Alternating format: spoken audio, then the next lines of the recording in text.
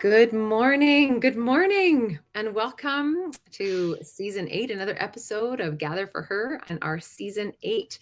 I'm Tina O, and I'm your moderator, and I'm grateful to be connecting with all of you here from Nequalaquam, also known as Bowen Island in BC, Canada, on the soil originally named as Turtle Island, now known as the continent of North America.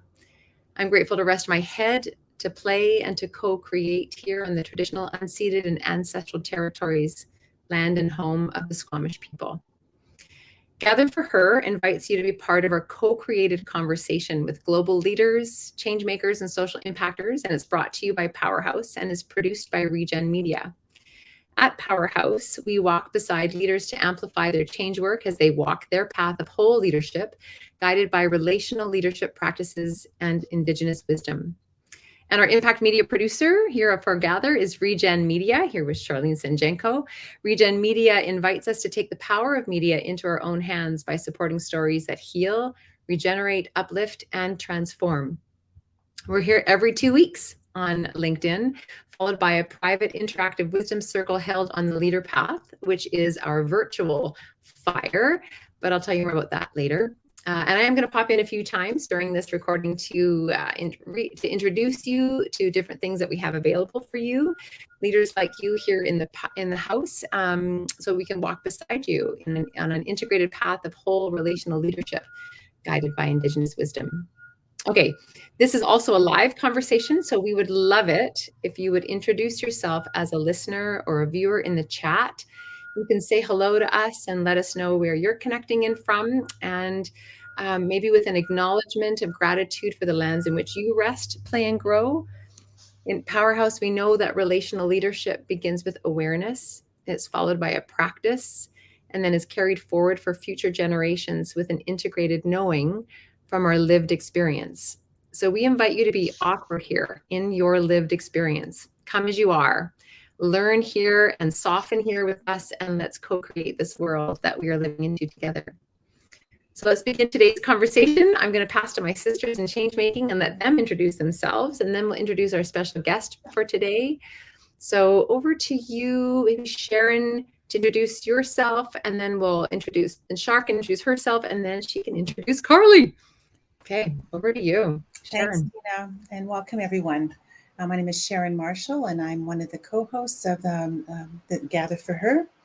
I am Indigenous, and I am coming to you from the traditional, ancestral, and unceded territories of the Snuneymuxw and Snuneymuxw First Nations of the Coast Salish people here on Vancouver Island. And I've heard lots about Karley, lots of good things, and I'm excited to be involved in this conversation. And I'll pass it on to you, Shar. Thanks, Sharon. I'm Charlene Sinjenko, and I'm the founder of Powerhouse and now Regen Media. It is my pleasure to welcome you. I'm always excited for these conversations, and this morning I'm doubly excited because I get to introduce you to a friend, a mastermind partner, and someone that I've worked really closely with in a professional space as well. Just a little bit about Karley Cunningham. She's a big thinker, creative strategist, and business accelerator. Karley's got over 20 years of experience in her career, which I would describe as being fueled by a natural collision between business development, brand, and good design. She's inspired by entrepreneurial creativity, ingenuity, and sheer grit, which is, I think, where our attraction is. In turn, she aims to inspire and support those leaders who strive to grow their businesses and change the world while they do it. Just a little bit more, and then I'm going to let Karley fill in some blanks. She seeks challenge in every aspect of her life, and I know this to be true, whether it is professionally or physically. And she also encourages others to set the bar high. She certainly has with me, and then find the smartest ways to leap over it. And that would be my experience. Karley, thank you for being here today. I'm excited for you to talk more about your work in the world with Big Bold Brand. I'm excited to talk a bit more about your work with us here at Powerhouse. and the mastermind group. But really, I'm most excited to talk about how to find true alignment in what we're doing to really feel fulfilled and fulfilling in our work. And welcome. And what else would you like people to know about you this morning? Thank you, Shar. Well, first of all, it's a pleasure to be here. It's a pleasure to serve your audience today. I am coming to you from the traditional unceded territories of the Musqueam, Squamish, and Tsleil-Waututh Nations, also known as North Vancouver. What else would I like people to know? Well, if we're going to dive into alignment, I am well versed in that, given that I just came back from the chiropractor. So on the alignment front, I'm feeling much better. And so if we put alignment into context, in the context of physical being, and into the context of relational leadership, which I know we're going to talk about today, it's ultimately about, let's put it this way: if everyone who's listening in closes your eyes for a moment and just centers yourself, grounds yourself into your feet, and feels how your body is feeling. Does your spine feel aligned? And I use the spine because it is the core thing that aligns us. It protects us. It holds our nervous system in alignment. And when you feel that in your body, for those of you who might not be completely aligned today, you're probably noticing that you're not feeling as bright as you usually feel. You might not be feeling as energetic or ambitious as you usually feel. You might just feel blocked in some certain way. And, energy travels the spine as well. But when we are in alignment, if you can shift from, if you are feeling in alignment today, great. You're feeling that essence and sense of being grounded. And if you're not, go to that place or go to a remembering of when you were aligned. How much more powerful did you feel? How much more rooted in your knowing and being did you feel? And so ultimately, I take the translation of that in the individual and physically, and I do it in my work with companies and organizations. That's actually the heart of my work, and trying to bring together the spiritual and the actual physical work that I do in the world. What a great starting off point. What a great, you just gave us this awesome image we can all walk through our mornings with each day. Yeah, let's jump right into, I want to talk more, I want to talk about Big Bold Brand first. Mm-hmm. And relational leadership kind of next, because I think we'll just be able to follow it. I don't know. You know what I'm saying? If we start in relational leadership, we're going to get it. Anyway, blah, blah, blah. Let's start with Big Bold Brand. Okay. So I've had the pleasure of listening to you and working on a piece about you. So I've had the pleasure of being in Storyland with you. And it is a rare thing to talk to somebody who talks about story, understands story in the way that I feel it. And it's that alignment spine thing. So I wonder if you can invite us into the story of brand and alignment, because that's where we started. Can we start there with you? Yeah, absolutely. And that's I think going to be a really easy one for this community to understand and talk about, because it actually comes from the spiritual. The foundations of the work that I do come from some deep spiritual work that I did myself. And it's not often that I get in conversation where I can talk about this without people going, oh, she's going off into woo-woo land, right? And so let's go back to what I do, and how eventually what we'll talk about later today is the Surefire method, which is Big Bold Brand's core service and core work in the world, how that came about. So I, at about in my early 30s, found myself completely misaligned. I remember sitting down with one of my first, he was a combination. He was kind of like the all-round coach. I was like, I'm feeling blocks. I don't know why. I'm frustrated. I've had a ton of privilege in my life, yet I keep hitting these walls, and I'm not at my best. And as an athlete, I'm always seeking to be at my best. I am designed and built to perform, if you will. It's the way I have been groomed my whole life since I was very young. And so hitting those roadblocks is just incredibly frustrating for me. And I sat down with this man who I greatly respect in a very public and exclusive environment, shall we say. And I found myself in tears.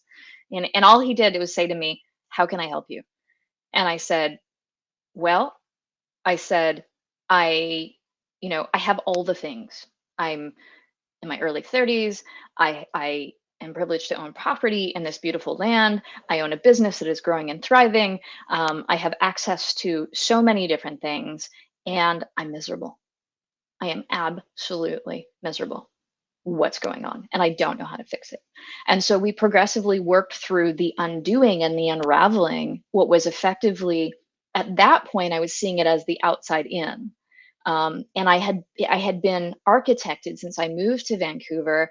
I had architected myself and my own brand, my personal brand, to match what the outside world wanted from me. I wasn't personally aligned. I was out of alignment with my values. I didn't know what my values were, which was causing friction between my business partner and I. And it was, do we keep going? Do we stop going? And so effectively what I did is I pulled apart the elements of my own personal brand. As I was working with Ray, I was doing work in the yoga realm, and I was doing chakra alignment work. And I was also doing past life regression work, all sorts of things to just, Karley doesn't do anything this much. Karley does everything that much. And so what was interesting is the work I was doing with each of those mentors seemed to be stepping up and supporting each other, and they weren't even communicating. And the chakra alignment work also introduced me to, and I'm going to forget her name, Carolyn Miss's work, Anatomy of the Spirit. And so I was doing all of this work personally and working through the alignment of my chakras from the bottom up, understanding self, understanding connection to community, understanding connection to tribe, which are the first two chakras, moving into self-confidence, moving into heart space, moving into ability to speak your truth. And so working my way up through these, as I was doing that work, I was actually working on a personal branding methodology. And so there was this interesting collision of everything that I was working on was just starting to form a system. And when I looked at what it takes to form a personal brand, understanding of your purpose, understanding of your own personal values, which I call guiding principles, understanding of yourself as a character from the inside out. Who are you and how do you want to show up in the world? Because it is not possible to speak your truth if you don't understand those things.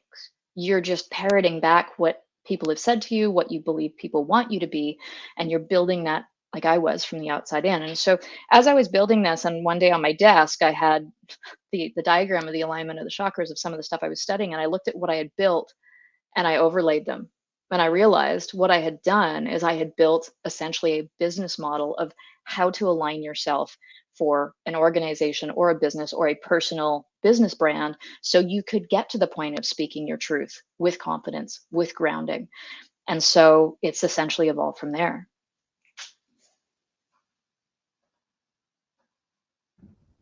I'm passing to you, Shar. Or Sharon, I see a little word in your mouth. Is there a word in your mouth? Go for it, Sharon. I just want to say that just blows me away. Thank you. So resonates with everything that I believe in. It's you're bringing spirituality to the to mainstream. Like, Absolutely. Absolutely. And I had a point at which I was going through that journey where I was asked to go and invited, as you know, as some of you may know, you can't, some places you can just go, but there are certain ashrams, certain lineages where you need to be asked. And so I was invited to go, and I had this hard reaction, this hard intuitive reaction that said, no, your work is not there. Your work is here. That effectively set my path and my purpose. So as much as externally I say, and full admittance, I need to, because some people have trouble getting over the spiritual aspect of the deep work that we're doing. The way I say it is, my purpose is to fuel entrepreneurial fire and help the entrepreneurs who are going to change this world for the better accelerate their impact, growth, and success. What I'm doing to get them there is I'm aligning their business chakras, if you will. Yeah, it's brilliant. Thank you. Yeah, Shar, I'll let you. Yeah, well, I'll jump in maybe with a couple of personal stories, because I think now that you know that background, right? Like now that you know that truly a brand is the backbone of what we're up to in the world, and how Karley's work helps us to align that in a very, very authentic way. So now we kind of know the secret sauce and where it comes from. What I also love about the work that I've personally experienced is how she takes that into integration. Because I think what I admire about Big Bold Brand is that it's up leveling what branding truly is. Because if you asked 100 people what they think branding is, they'll give you their response, right? But really, in this conversation, I think we're talking about what branding really is and what it can be. And I kind of love to dig into, and it absolutely is relational, the integration of how you're living that alignment every day, every single day. And I'm just curious where that takes you, Karley, in terms of, the work. I think the up leveling, and for those of the analyticals in the room, if you will, those that are listening, you're going, but how are you up leveling? It's essentially the difference of having it down and having it clear and having it on paper and using it as a tactical level. So if you imagine, having your purpose defined and having that clarity of messaging and putting that on your website. Okay, but how are you living that? And so moving it up to the level of strategy and using that same definition of purpose to make decisions and to ensure that you're attracting people. We want to talk about relationality and building a team. Are you attracting the people who believe what you believe? Because if you're not, you're either going to be dragging people along and pulling weight on the energetic sense, or you're going to have friction between the people that you're working with. So when we can use the elements of what people typically call brand or business strategy, I blend the two and bring them up to the leadership house, then you can create alignment faster. You can create momentum faster. Because think about it, back to that analysis of the spine. If everybody is in alignment, or if we flip to the analogy of the spine into a rowing team, an elite rowing team, if they're not all sitting in the boat rowing at the same time to the same beat, going the same direction towards the same goal, then we have a problem, right? And so my work in teaching leaders is effectively taking the tools, which I'm sure we'll talk about later, and implementing them and integrating them into the daily, I call it activating, which is, yes, putting it on your website, talking to people about it, moving it into your scripts, but also integrating.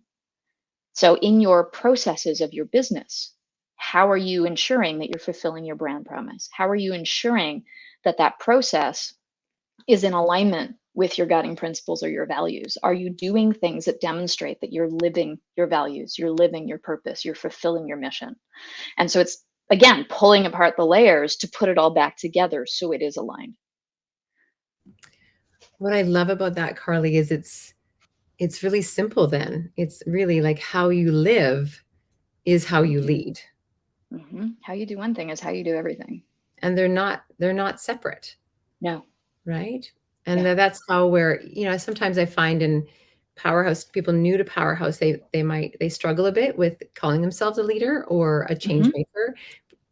Change, as we were having a conversation earlier today, and Christina Benty mentioned that change in our brain, just the word change in our brain makes our brain go, bah, no, homeostasis, no. Don't rock the boat. Don't rock the boat, change. And we're kind of hardwired to go, wait a minute. But when, when we put it simply, how you live is how you lead, then we can look back at ourselves, and how we live is how we lead is our brand. Absolutely. I'm just going to reset the room because I think there's probably some new people joining us because we're live on LinkedIn. So if you're just finding us here on LinkedIn, this is Gather for Her. It's a co-created conversation with global leaders, change makers, and social impactors, brought to you by Powerhouse and produced by Regen Media. And we're here every 2 weeks, live here on LinkedIn, followed by a private interactive wisdom circle that you are invited to join. And we do that. We unpack these conversations and harvest the wisdom on what we call the leader path, which is the Powerhouse community of practice for whole conscious leaders, bridging Western leadership practices with relational ways of leading, guided by Indigenous wisdom.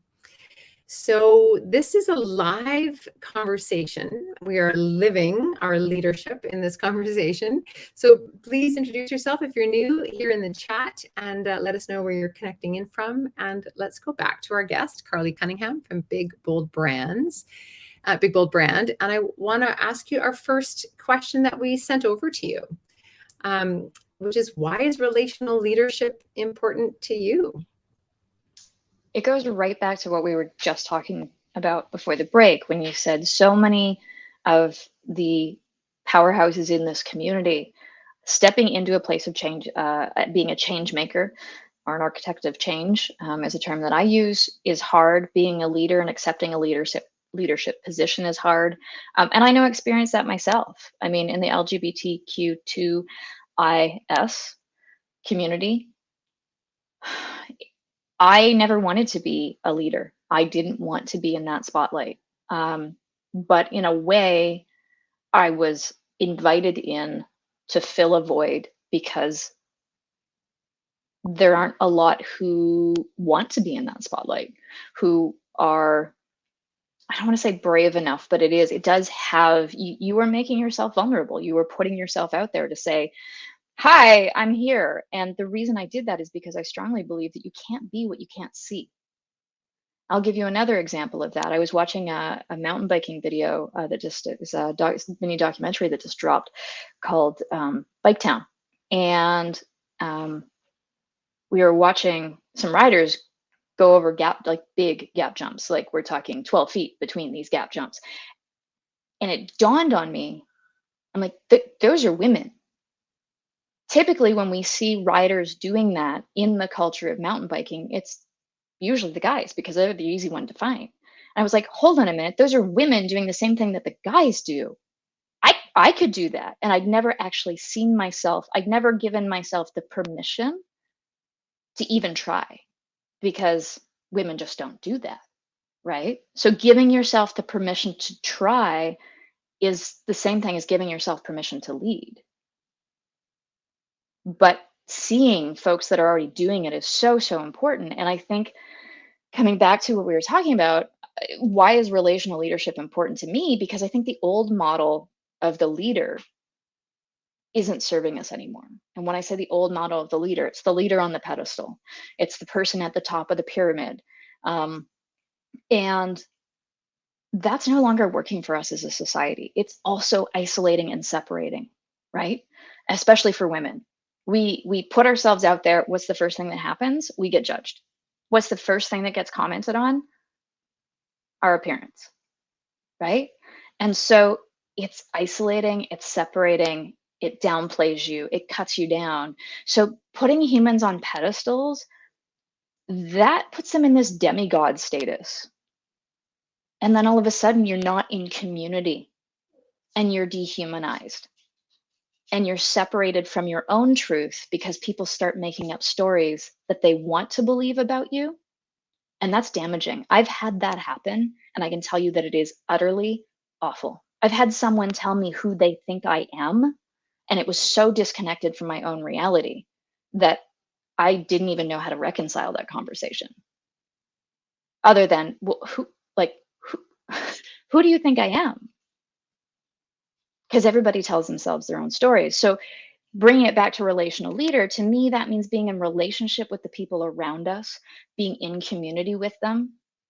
In my business, it's putting our clients at the center, not putting my business at the center. My business is here to serve. It's putting my clients and the people in our community who are in need at any given day at the center. How can I help you? Who in this community, if I can't help you, who in my community can help you?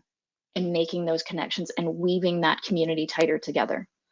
That's how we're most successful. That's what community is, the scaffolding that holds us together and holds us steady when things get tough. And it's the people who pick us up when we fall down, because we're going to fall down. It's inevitable. I'm used to falling down. I run down trails and I ride down trails on my mountain bike. I'm used to it. It's easy for me. It's easy for me to get up. But if you haven't had that experience in life and sport, I meet so many women who are afraid to fall. I'm like, it's inevitable. But they're afraid to fall because nobody taught them how to fall. I literally was taught, I was a figure skater. I learned how to fall. I used to do gymnastics on horseback. I was taught how to fall. So falling for me is easy. I've literally had my wife say to me, the reason mountain biking scares me is because I'm afraid to fall and nobody taught me to fall. And that was a moment for me. I was like, oh my gosh, that makes sense. You're afraid of the thing you can't control. That just reminds me of skiing, downhill skiing. I took some lessons, and then I went with my partner, who was he was a black diamond skier. So here I am on the bunny hills, and I kept falling. I kept falling. I couldn't stay up for the life of me. And then I realized, like, I was afraid of hurting myself. So I was not putting my weight on my ankles. And once I realized that, and I'm just like, okay, so like you can't, so it was profound, because I went from not being able to ski to ski as soon as I made that connection that I have to put the weight on my ankle so I can turn, because that's why I'm not turning, because I'm not enough weight there. And the rest of the day I skied, and it's just as soon as you notice something, as soon as you notice it and make that change, it's so easy. It's just, I know it's not exactly the same analogy, but it's exactly the same analogy. It's wrapping our heads around the paradigm shift that needs to happen. And what's interesting is someone once said to me after my first year of riding, where I was the first 6 months I was covered head to toe in bruises. Like, it was ridiculous. Like, I don't even want to know what people thought was going on with me. But that was just, because I wasn't afraid of it. I just let it happen. But one of my teammates said to me, next year you'll fall less. And every year I fall less. And the thing is, like, we're afraid to fall. We're afraid to make that jump. We're afraid to take that leap. But that's where, like, if we can just get over that, that's where all the juice is. That's where life is, right? Like, that's where the learning is. Yeah. And expect it. I think that's the thing. Like, expect that, oh yeah, falling's normal. Oh yeah, this is a new thing, especially as change makers, right? Like, we're out in front doing stuff. We don't even know what we're doing right now. Sometimes we're like, I have an impulse. It feels really true. I'm going for it. What is it? I don't know, but I'm all in, right? Yeah. This better work, right? Right. I'm trusting you. Yeah. I want to pass to you, Shar, just around the next question for Karley, because I know there's pieces here for you. And so, Karley, from your change maker perspective, what do you think is most important to practice as a relational leader? Great question. Well, for those who've been listening in, it's probably not going to be a surprise when I say operating at the level of strategy with absolute clarity. I'm just going to repeat that so it anchors. Operating at the level of strategy with absolute clarity.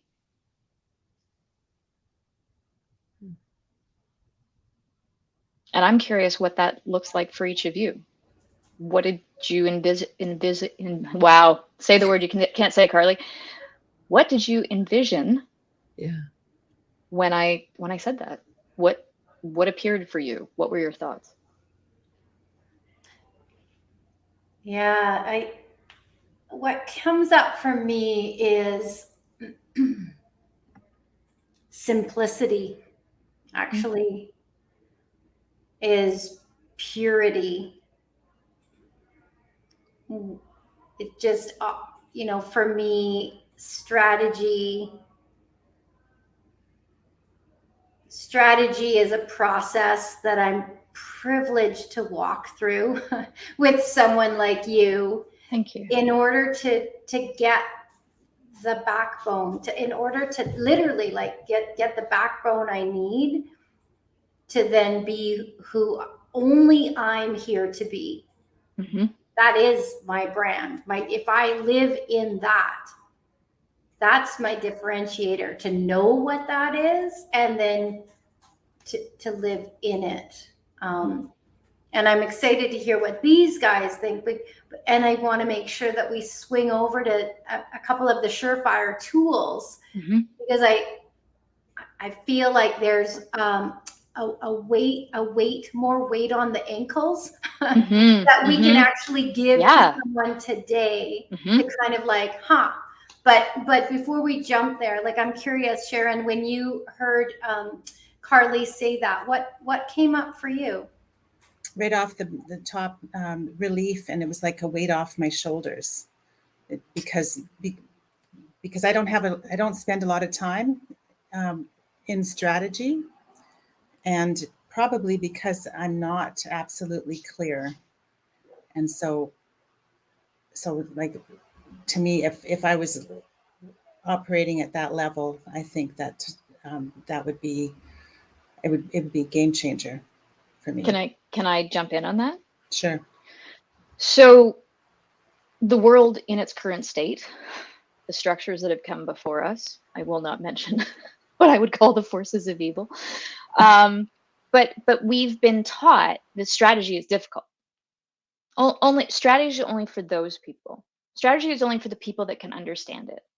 For the MBAs in the room, for the doctors in the room. I call BS on that. You know what strategy is? Strategy is the overarching how. Okay, I have a problem before me. I can step into the problem and deal with it tactically and tackle it as the next step may denote the next step that happens after it, right?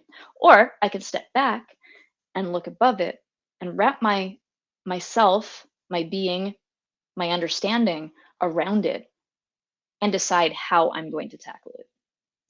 That's it. Steps 1, 2, 3, 4. And you might not get to 5, and you might not know what 5 is going to be, but at least you have a plan. At least you know how you're going to approach it. Whenever I approach a race, and typically races for me are trail running, or if I'm going to do a long adventure, I am mapping out how I'm going to approach that. What route are we going to take? What pace am I going to be going at? If I'm going at that pace, how long is it going to take me? How much fuel do I need? What do I need and want to be eating? I'm a picky eater. So I'm going to design that meal plan so I'm excited to eat the next thing. Because if I stop eating, well, we're done, right? So it's just, how am I going to approach this next task or challenge ahead of me? That's how we simplify strategy. And I hear you, and I understand, and I agree 100%. I'm very close, but I'm not there. And so I might need to have a chat with you afterwards. My pleasure. My absolute pleasure. Tina, how did it land for you? Yeah, good one. For me, I had two things pop. I think the word clarity landed in a peaceful, juicy place where I was like, clarity was like, right. Yes. And I think there's a part of just where I am in my life right now. You know, in my 30s, I was someone who was always ready and wanting more, hungry for it, wanted the strategy of how to do the more, have the more, achieve the more, explore the more. Like, I want that strategy. I don't care if I ever sleep. How do I do that? Sounds familiar. Right. And it was the strategy for more.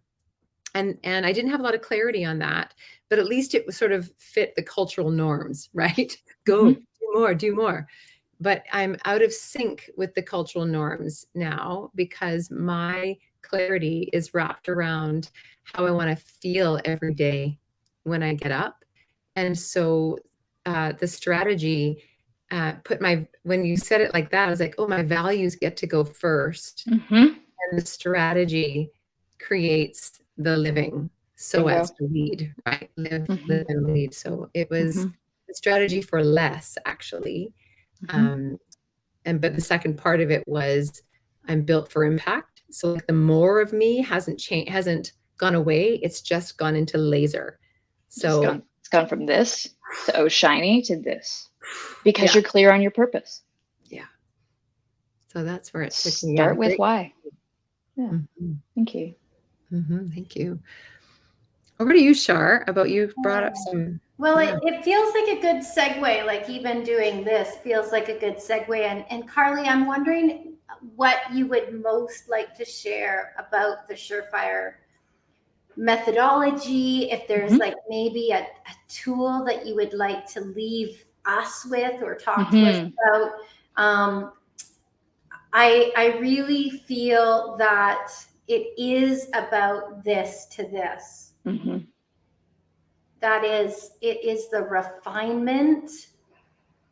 It is the refinement and knowing only what is my work here to do that's related to my highest gifting. And to be brave enough to let everything else go. But I'm curious. Tell us a little bit more about Surefire. Yeah. If we talk about what do I want to talk about most about Surefire, that and I'm going to come from a place of what do I want the listeners and attendees to walk away with today. It's the bottom part of the foundation of the Surefire method, and that is the fundamental beliefs and truths, or the core fundamental beliefs and truths. Because everything in the Surefire method, when you get clear and it turns into the tool, it is built on your fundamental beliefs and truths, and everything is woven together. But what I'm specifically talking about is whether you're building your own personal self a Surefire strategy, or you're building one for your organization or your team. Because here's the thing, I want to get clear on something. When people talk about brands, it's a really complex word in that nobody ever really seems to use it the same way. So if I'm talking about marketing and brand, we're typically talking about a product brand. If we're talking about a brand name, we're talking literally about often someone's name. Michael Kors, Prada, that is a brand name that people know. Well, how do you get a brand name? Right? Like, how do you build a brand name? And there's a lot of marketing dollars that are thrown at that. If we're talking about pharmaceuticals, you will hear about on brand and off brand uses for a pharmaceutical. So it's really complex, and it just confuses everybody. When I'm talking about brand, I'm talking about the brand of people and their fundamental beliefs and truths. As a singular person, that's your personal brand. As a company, that is the people that make up the company and steer that ship forward. So if we're talking about fundamental beliefs and truths, the things that you want to get really clear on is clarity of purpose, clarity of values, we call them guiding principles, clarity of vision, and clarity of mission. And mission, and people go, oh, okay, I'm confused. What are the definitions of that? Purpose is your why. Why are you here? What is the impact you want to make? Your purpose doesn't change, but what you do changes. Your purpose could be to help a particular community grow. Well, in one way you're helping them grow, you could be planting a garden. In another way you're helping them grow, you could be helping strengthen the ecosystem or the economics of the community, right? But your purpose, to me, that's the long-standing thing. Then if we talk about vision, that is the North Star. Where are we going in the next 3 to 5 years? How are we orienting everyone around that and getting them excited about where we're headed? Values, I tend to call them guiding principles because I don't like one value words. What means integrity to me is going to be something completely different to you. People are like, well, integrity is integrity. I'm like, yes, but to what level of integrity? So I like to bring together buckets of words and build the narrative around what are we actually trying to say, right? One of Big Bold Brand's values is always express gratitude. And then we have an explainer underneath it that says that is what we expect of you, but it is what we expect of the people we work with. And if people we work with, or people we are about to engage with, don't express gratitude, that's usually when I step away, because they're not aligned with us and they're going to cause a crap ton of friction. They're going to make our lives difficult because we're simply not aligned. Right? If people who are going to work with me don't have the same definition of brand as I do, they're just looking for logos and colors and some smart, catchy, sticky statements, I'm not the right branding person to work with, because I work at the level of strategy. So purpose, vision, values, mission, and then clarity of character. Those are the 4 fundamental beliefs and truths. And what's really cool is you can take those things, and let me define clarity for a second. Clarity is I'm not like, I hear so many leaders say, oh, well, I'm clear on our vision. And I go around the table of their leadership team. I'm like, great, what's the 5-year vision? What are your values? And everybody's kicking me different answers because all the answers are in the leader's head. And even for yourself, get it down on paper. It is not clear until it exists in physical form. And as Shar said earlier, it's simple and concise and doesn't create the mental spin. As soon as you're in the mental spin, you do not have clarity and you're going to waste time. But if they're down on paper, that's when you can turn them into this set of tools. And that is ultimately the surefire strategy, which is quite simply asking yourself for any major decision. Say you're going to hire someone, you're going to choose to partner with someone new, you're going to engage or volunteer for a particular organization as a leader, your leadership decisions. If I make this decision, am I living my purpose? Am I going to fulfill my purpose? If I make this decision, is this decision, person, organization, are they aligned with my values? And if I make this decision, am I demonstrating that I'm living my values? Is this decision going to move us closer to our 3 to 5 year vision? Short-term vision, the brain can't handle anything more outside of that timeline. So if we do that, is it going to move us, or is it going to distract us? Or are we going to go way off path? And does it align with our character? Can we be ourselves within this decision? If you answer no to any of those questions, you better be either having a big, long conversation with self or your team as to why that decision is turning into a yes. Now, the caveat that it might need to be a decision because you might need to zig to zag and come back, but know that zigging and moving out is going to come with friction because it's not aligned. So ultimately, that's the surefire strategy. Ask yourself those 4 questions. Ensure that you're in alignment with those 4 things. Everybody's in the boat. Everybody's rowing in the same direction. Or you're aligned with self. Awesome. We're just about 20 minutes out of the third segment of our conversation. So if you are new, I'm just going to introduce you to where you just showed up. Yeah, if you're just here, you're just finding us here on LinkedIn, this is Gather for Her. We're a co-created conversation with global leaders, change makers, and social impactors, brought to you by Powerhouse and produced by Regen Media. And every 2 weeks, we're live here on LinkedIn, followed by a private interactive wisdom circle that you're always invited to join. So we're going to pop that here in the chat so you can join us. And at Powerhouse, just to give you a sense of who we are, we're always taking steps to decolonize leadership by being in practice of whole leadership. And you're hearing bits of that in this conversation. That means decision-making at the speed of your whole person, your whole leader. And one of the ways you can learn to do that is Powerhouse offers our First Steps program, which is a 90-day relational leadership cohort experience for individuals and teams. And you can find out more about that by visiting powerhouse.com. So let's come back together and keep co-creating together. And over to you, Sharon, about what Karley has just brought up on those values questions or something else. Where are you right now?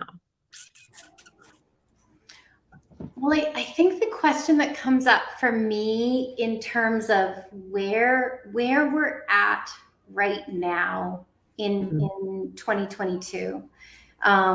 We've just come through a pandemic where it feels like there's a lot of energy swirling. People are wanting to get things going again. It's a very important time to do this work. And I guess I'm curious maybe what you're noticing around what's happening and, what you're noticing in the conversations you're having and those opportunities. I think that one thing that I really admire about your work is the influence that I believe you're having in your industry. Because when we talk about, up-leveling a brand, it's not just a personal brand, an organization's brand. It's like up-leveling how branding professionals are thinking about branding. Mm-hmm. And I guess, for me, that's absolutely about relational leadership, because you're being an influence in your industry as a change maker. And I think that that's really important at this time in history. Like, I think it's really important to, how do we as an industry do this and know what we're here to do. And I'm just wondering if you could maybe speak to that a little bit. What are you noticing around the biggest opportunities, the conversations you're having, from an industry perspective? Because we've talked about personal, we've talked about corporate or organizational, and I'm also I'm really fascinated by industry change making, and I really respect the change making work you're doing within your industry. Thank you. Well, I think, what do I stand for in this industry is, let's get beyond scratching the surface and the shiny exterior. Let's get to the real work. And one of the impetuses for developing Surefire was, CEOs would say to me, I'd sit across the table from them as we were, getting ready to either yay or nay the proposal before them, and they would look at me and they would say, does this fluffy, really work? Insert 4-letter word here. And if they weren't using the 4-letter word, it was, you could see it. Does this fluffy stuff really work? Interesting. So I had to evaluate why am I getting this question? And that was doubled by a question, or matched with a question that I asked another leader in the industry at the time. And I said to him, I'm like, okay, so when we develop brand clarity for folks, you and I know how powerful this is. So then what do we do with it? He goes, well, what do you mean, what do we do with it? He goes, we give them their brand guide and go work with another client. And I'm like, what? But so essentially what you're saying to me is, you've just sold them a $30,000 to $50,000 vehicle and they don't know how to drive stick.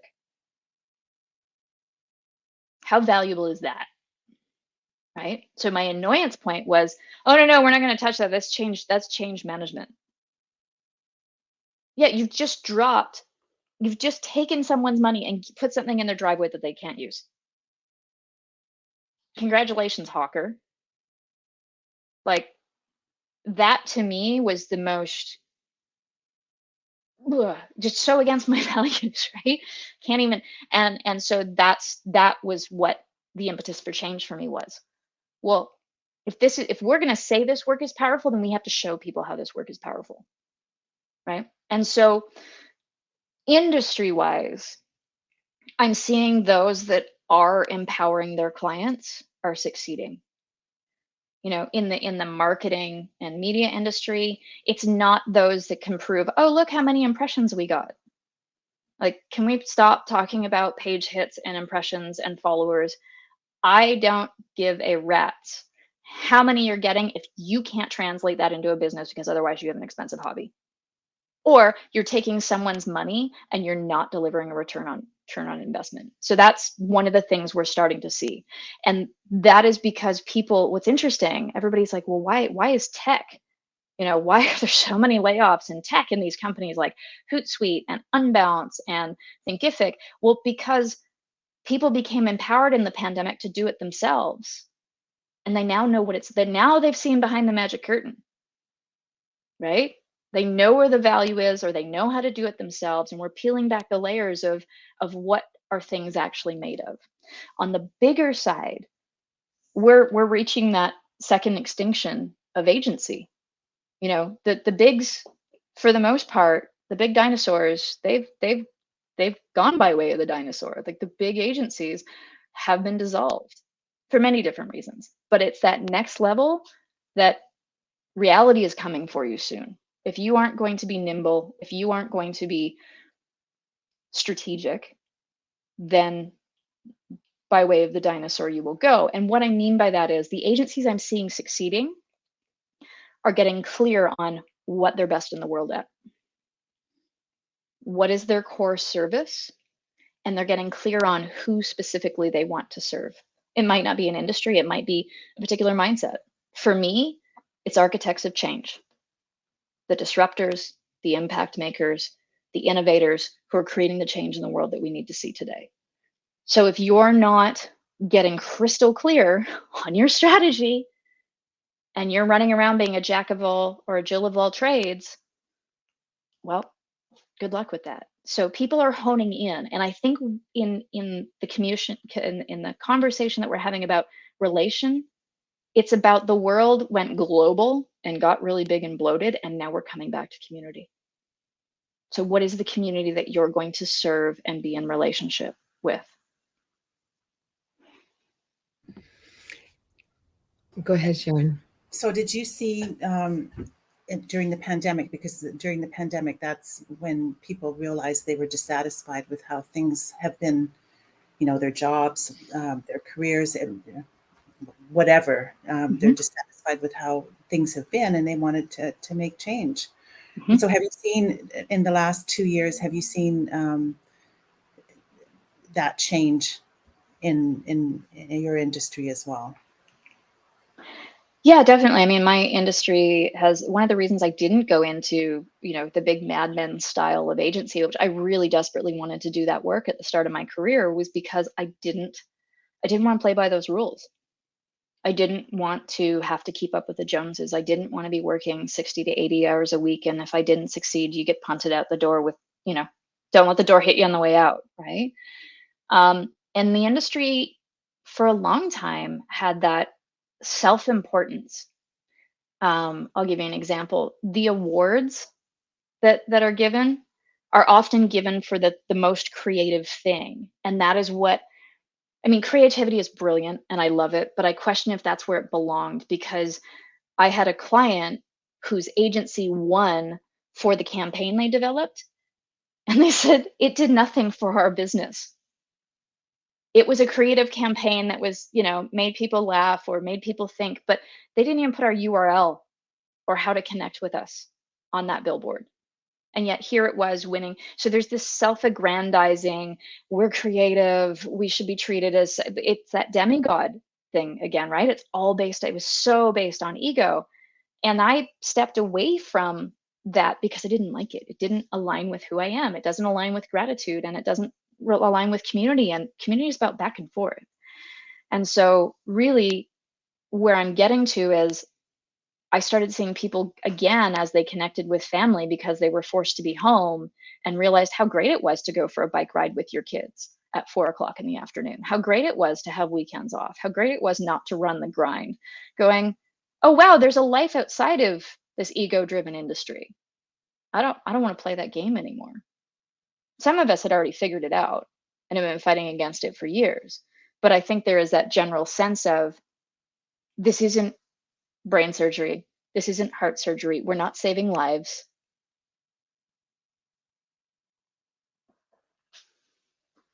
Like I like to say, this isn't rocket surgery. Mm-hmm. Yeah. We're just moving into our last 5 minutes, so I want to give us each a chance to say what we feel we need to say, either to close this story for ourselves or to share what we're taking away.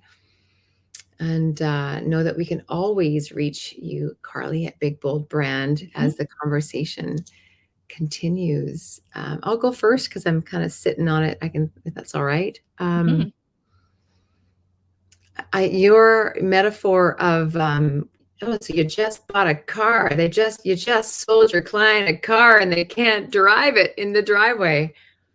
Really, it just lit up for me, because it made me think about, that's relational. We're now in relation. If that's not what we're doing, we're in relational leadership in our selling. Like all aspects of serving is teaching them how to drive it too. And it made me think of something I learned a zillion years ago and I practice now.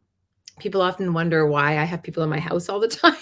Why is people staying over? How are people staying over? And I was like, because if I don't want to do business with people I wouldn't break bread with.